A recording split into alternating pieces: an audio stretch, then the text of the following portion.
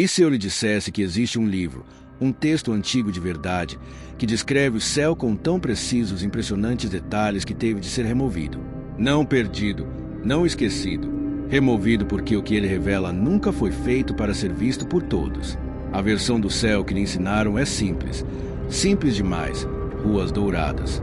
Anjos com asas. Paz, luz, eternidade.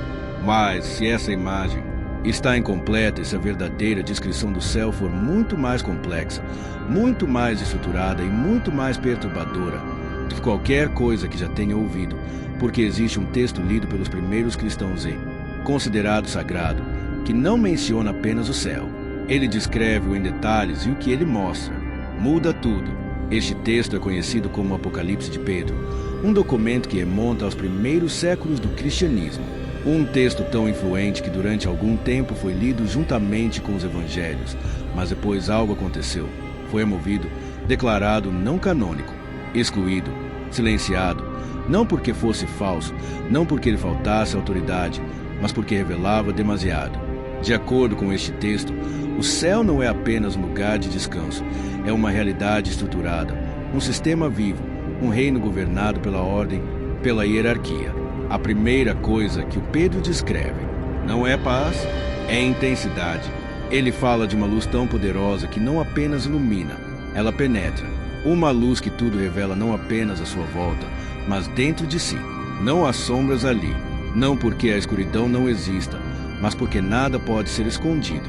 Imagine isso, um lugar onde cada pensamento, cada intenção, cada verdade sobre quem é totalmente visível. Não julgado pelos outros, mas conhecido completamente. E é aí que começa o desconforto, porque o paraíso, neste texto, não é passivo, não é uma recompensa na qual simplesmente se entra e relaxa. É um estado que precisa de ser capaz de suportar. O Pedro descreve seres não apenas anjos, mas entidades de imensa presença que existem em níveis.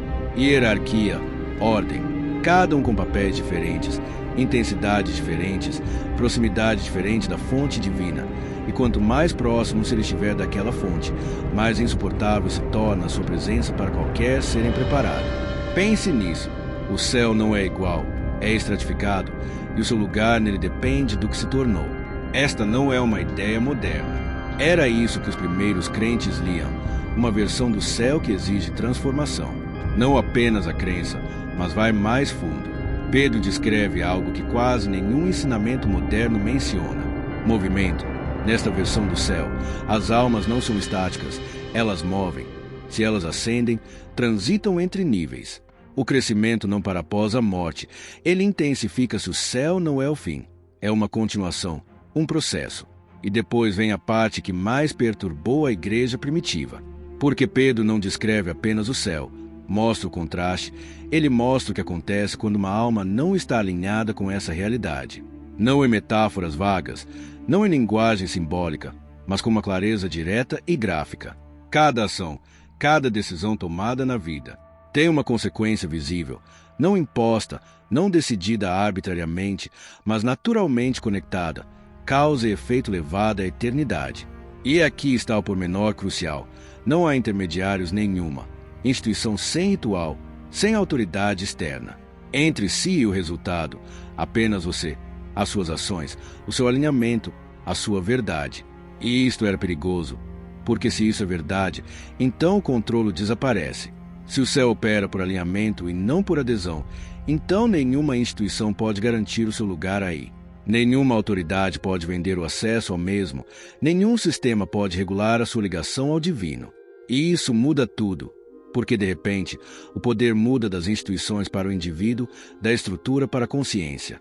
Agora pergunte-se, por que é que um texto como este seria removido? Porque algo que descreve o céu, com tantos pormenores, seria considerado inaceitável. A resposta não é simples, mas é clara. Controlo, porque um céu que exige consciência não pode ser controlado, um céu que exige transformação não pode ser simplificado e um céu que revela a verdade não pode ser filtrado. Depois foi substituído por algo mais fácil de ensinar, mais fácil de controlar, mais fácil de aceitar.